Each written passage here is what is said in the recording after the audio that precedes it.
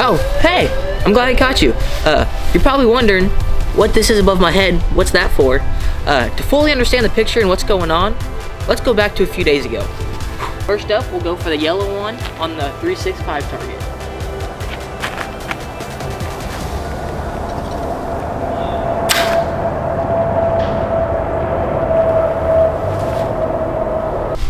So now that you saw what happened and probably why that was up there, to fully understand what happened, let's go back again. So this is what happens when you're testing a new release that is set way too light at 70 yards when you haven't shot it enough. So we were shooting from back there. Our target's right there. We're shooting 70 yards right there.